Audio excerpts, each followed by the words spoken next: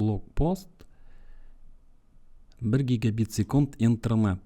Гигабит интернет деген не, және үй қолданушысына не береді? Офиста да 1 гигабиттік интернет қосып алсақ, әрине тамаша, өте жоғары жылдамдық. Қазақтелекомның ресми сайтына барайық. Қазақстандағы ең үлкен сервис провайдердің бірі, соның ішіндегі үй интернеті. Бұл жерде көретініміз супер жылдамдық, 500 мегабит секунд жылдамдыққа дейінгі интернет, үй интернеті. Бұл жерде гигабиттік интернет туралы әлі жазылмаған. Алайда гигабиттік интернет шыққан сияқты. Енді көрейік, қолжетімді қосылу Қазақстанның барлық қаласы мен ауылдарында қосуға болады. Тұрақты байланыс әрі дерек жіберу жылдамдығы 500 мегабит секундқа дейін дейді. Мына жерде жұлдызшаны көреміз, және төмен қарай түсетін болсақ, қараңыз, деректердің берудің шекті жылдамдығы көрсетілген. Яғни бұл жерде айтып отырғаны, сізге міндетті түрде 500 мегабит секунд жылдамдық бермейді. Яғни одан төмен түсіп кетеді деп айтпайды. Керісінше максималды жылдамдығы 500 мегабит секунд деп тұр. Демек 0 мен осы 500 мегабит секунд жылдамдықтың арасында болады. Бұл жерде пайда көбірек дейді, жеке кабинетіңіз болады, және бағасы. Бұл жерде интернетті 500 мегабит секундқа дейін, бұл Fiber to the house, үйге дейінгі оптикалық байланыс дегенді білдіреді. Оптика арқылы келеді. Fiber оптик, және келісім шарт талаптары 1 жылға дейін 9000 теңге көлемінде, ал келісім шартсыз ай сайын 10.000 теңге деп жазыпты. Жарайды, демек Қазақтелекомда 1 гигабит немесе 500 мегабит секундтық жылдамдық интернет бар деп есептейік. Енді бұл жерде үлкен жоғары жылдамдық 1 гигабит секунд интернет жылдамдық не үшін қажет деген сұрақ болса, әрине жылдам жүктеу, сонымен қатар жүктеп салу. Мысалы 4K, 8K фильмдер бірнеше секундта жүктеледі, тез жүктеп аламыз, онлайн қарауға мүмкіндік бар. Көп құрылғыларды қосу, мысалы үйдегі барлық девайстар бәрі бірге тоқтаусыз жұмыс дейді. Ойыншылар үшін пинг төмен, ойын жаңартуларын тез жүктейсіз. Қашықтан жұмыс істеу, мысалы Zoom, Teams, VPN үзілісі жоғары сапада болады дейді. Жоғары жылдамдық алсақ, әрине оның сапасы жоғары болса әрине тағы да, яғни ешқандай пингтер жоғалмайтын, канал арнадағы барлық байланыс өте тамаша болса, және жылдамдығымыз 1 гигабит секунд болса, онда түсінікті, бізге қажетті қызметтердің барлығы керемет жұмыс жасайды. Сонымен қатар үйдегі ақылды жүйелер дейді, бейнебақылау, смартфон, басқа да құрылғыларды үздіксіз жұмыс істеуі. Мына жерде бір жақында орнату болды, мен өзім бардым, және ол жерде осы 1 гигабит жаңағы жылдамдықта интернет қосылған Қазақтелекомнан, және де клиентте мынандай құрылғы бар екен. Бұл құрылғы Asus ROG Rapture GT AX6000 роутері екен. Бұл да өте тамаша, жоғары деңгейдегі роутер, және бұл роутердің бағасы қазір қараймыз, мысалы Каспиде, кез келген қаланы таңдай салайық. Маршрутизатор Asus 170 000 теңге көлемінде деп тұр, бірақ қазір біз бұны көреміз, мысалы басқа сайттарда 129-130 000 теңгеден де бар сияқты. Бұл роутердің, маршрутизатордың характеристикасына, көрсеткіштеріне келетін болсақ, өте керемет жылдамдықтарды көреміз. Яғни ең бастапқы базовая скорость передачи данных дейді, 1 гигабит секунд жылдамдық. Одан кейін бұның қолдайтын мүмкіндіктері тамаша, Wi-Fi 6, яғни 802.11ax стандарты, соңғы стандарттардың бірі. Сонымен қатар ол жердегі 2,4 ГГц жиілікте беру жылдамдығы 1 гигабит секундтан асып кетеді, ал 5 ГГц жиілікте ол жерде 4 гигабит секундқа дейін. Яғни 4 гигабит. Одан кейін бұл жерде жаңағы қосымша Wi-Fi-дың керемет соңғы технологиялар бар. OFDMA, beamforming, сондай-ақ iMesh қолдауы деген екен. Бұл жерде жоғары деңгейдегі, яғни mesh топологиясын құрсақ болады. Оны мынау енді соңғы жасанды интеллекттің көмегімен басқаруға мүмкіндік береді деген екен. Шынымен бұл жерде қосымша мүмкіндіктер керемет. Сонымен қатар 4 антенна, кең ауқым қамту аймағы. Бұл жерде VPN-дік мүмкіндіктер де бар. Сонымен қатар ата-ана бақылауы, Protection Pro киберқауіпсіздігі, яғни жоғары деңгейдегі қауіпсіздік те бар.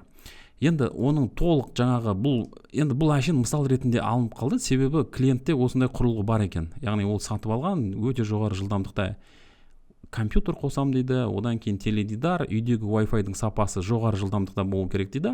Сондықтан осы құрылғыны алған екен. Және оның толық характеристикасына келетін болсақ, міне ресми сайтынан көреміз. Бұл жерде енді өте керемет жаңағы соңғы Wi-Fi-дың жетістіктерін барлығын қолдайды. Қараңыздар, 1024 кам дата рейт, яғни бұл жерде ақпаратты беру, шифрлау, соңғы кілттеу, шифрлау технологиясын қолданады.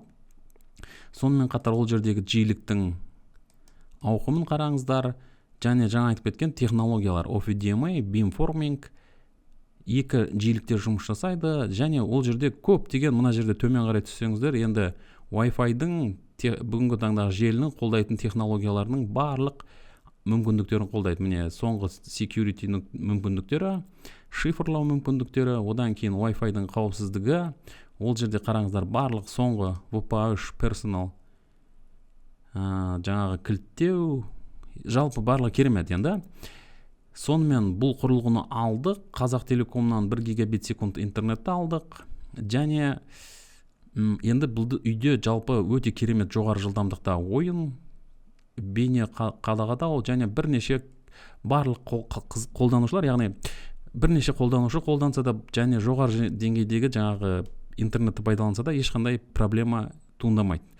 Енді бизнестегі мысалы 100 мегабит секунд интернетпен осы 1 гигабит секунд үйдегі жылдамдық интернетті салыстыратын болсақ, не айырмашылық болады? Мысалы, бизнестің 100 мегабиті ол 100 мың теңге көлемінде болуы мүмкін, ал 1 гигабит секунд үйге 20 мың теңгеге беріп отыр. Бұл жерде неге бұндай айырмашылық бар? Бұл жерде әрине интернет сервис провайдерлердің қызмет көрсету сапасы, ол жерде 100 мегабит берсе, ол жерде одан төмен түспейді. Яғни бұл минималды жылдамдық.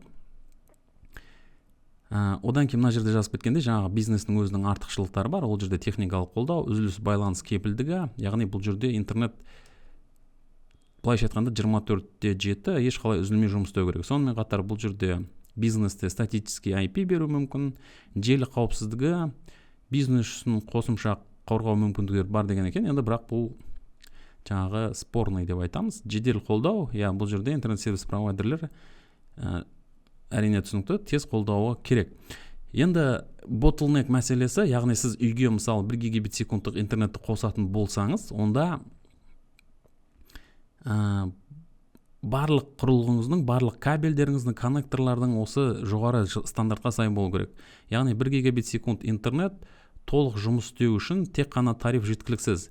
Әр құрылғы, кабель және қосқыш коннектор осы жылдамдықты қолдауы керек. Кабельдің сапасы категория 5E минималды, бұл жерде 1 гигабит секунд қолдайды. Сонымен қатар категория 6A UTP кабельдері, бұл жерде айтып тұрғаны UTP, FTP немесе жаңағы SFTP, кез келген кабельдің категориясы жоғары болу керек. 10 гигабит секундқа дейін артық болса тіпті тамаша. Сонымен қатар үйіңіздегі барлық роутерлер мен қосымша тағы роутер болса, немесе коммутатор свитчтарды пайдалансаңыздар хабта, онда ол жердегі WAN, LAN порттары 1 гигабит секундтан жоғары болу керек. Минималды түрде 1 гигабит секунд, яғни барлық құрылғылардың порттары осы гигабиттік жылдамдықтан төмен түспеу керек. Құрылғы адаптерлері, ноутбук, компьютер, олардың да жаңағы желі картасы, network interface карт, олар да 1 гигабит секунд жылдамдықтан жоғары болу керек. Wi-Fi-ыңыз 1 гигабит секунд жылдамдықта болады, жаңағы айтып кеткендей. Және сіздің компьютеріңізде жоғары жақта көрсетілгенде 1 гигабит секундты алуға мүмкіндік болады. Егер бір ғана жаңағы нүкте, бір ғана точка, бір буын әлсіз болатын болса, онда ол жерде bottleneck пайда болады. Узкое горлышко деп айтып жатады, жаңағы сол жерде қысқарып төмендеп қалатын бір әлсіз нүктесі, яғни жалпы жылдамдық төмендеп қалады. Енді қараңыздар, кішкене мысалы қарап кетейік. Мысалы мына жерге интернет сервис провайдер бізге көре салайын. интернет сервис провайдер бізге оптикалық кабельмен міне интернетті кіргізді. Одан кейін ол жерде көретініміз медиа конвертер. Мынау медиа конвертер оптикалықты Ethernet кабельге айналдырды. Кәдімгі өзіміздің қолдануға оңай, жеңіл Ethernet портқа кабельге айналдыратын конвертер. Одан кейін интернет сервис провайдерлері өзінің құрылғыларында қою мүмкін. Мысалы Wi-Fi роутері, және Wi-Fi роутердің егер ескісі болатын болса, онда ол 100 мегабит секундқа түсіп қалуы мүмкін. Яғни оны ауыстырып жаңасын қояды. Және бұл жерде мына порттардың барлығы гигабит порттар болады. Міне мына жерде конвертордан келіп кабель қосылды. Жаңа интернет сервис провайдердің роутеріне. Одан кейін біз кабельмен ары қарай өзіміз үйге алып кетеміз. Яғни өзіміздің жергілікті үйдің ішінде немесе офистің ішінде LAN жаңағы жергілікті желі кабельдері болады, UTP кабельдер. Біз ары қарай соны қосамыз. Одан кейін түсінікті, мына жерде міне мына үйде мысалы кеше барған жаңағы кабельдер тартылып қойған алдын ала. Сөйтіп бұл жерде қажетті розеткаға қосылған, мысалы мына жерде. Сөйтіп розетка бұл жерде де өте тамаша жаңағыдай обжимка жасалу керек, барлығы жақсы бекітілу керек. Кабельдердің жаңағы мынандай коннекторлары, сонымен қатар мына жерде қосылымдар барлығы жоғары деңгейде, стандартқа сәйкес қосамыз. Одан кейін осы жерде патчкортты пайдаланамыз. Міне жазылыпты, міне UTP LAN кабель осы жаңағы ғимараттың ішімен келеді, немесе үйдің ішімен келеді. Одан кейін RJ45 порт немесе розетка, бұны телекоммуникационная розетка деп айтып жатамыз. Осы жерге бір патчкортты пайдаланып, тағы да жоғары сапалы патчкортты пайдаланып, өзіміздің басқа келесі жоғары деңгейдегі тағы бір ішкі роутерді қосақ болады. Мысалы, интернет сервис провайдердің қойған роутерлері көп жағдайда кіреберісте қалып кетеді. Яғни кіреберісте сол үйдің жаңағы табалдырық бірінші есігінде қалады. Одан кейін үй үлкендеу болса, басқа бөлмелерде Wi-Fi жетпейді, әрине, түсінікті. Сондықтан біз екінші құрылғыны қоямыз, немесе кабельмен қосамыз. Бұл жердегі патчкорт жоғары сапалы болу керек. Одан кейін осы құрылғыдан ары қарай біз өзіміздің компьютерге интернетті алып кетеміз. Қолданушы құрылғысы, ол жерде дербес компьютер, персональный компьютер болуы мүмкін, ноутбук немесе теледидар, кейбіреулер тіпті PlayStation жаңағы қосымша құрылғыларын қосып жатады. Енді бұл жерде қолданушы жаңағы көріп тұрғаныңыздай барлық жоғары сапардағы патчкорттар, сонымен қатар бұл жерде обжимка жоғары деңгейде жасалды, және біздің компьютерде 1 гигабит секунд жылдамдықты шамалас көрсетті. Қазір ол видеоны бірге қосамын. Осылай 1 гигабиттік секундтық интернет бізде қазір пайда болды. Егер видео ұнаса лайк басыңыздар, бөлісіңіздер. Келесі видеода кездескенше.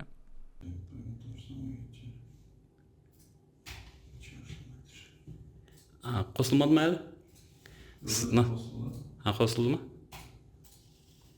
Так. Asus.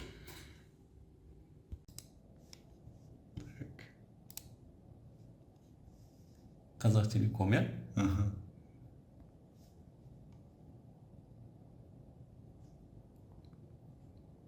тоғыз жүз қырық 950 әкеп тұрамын.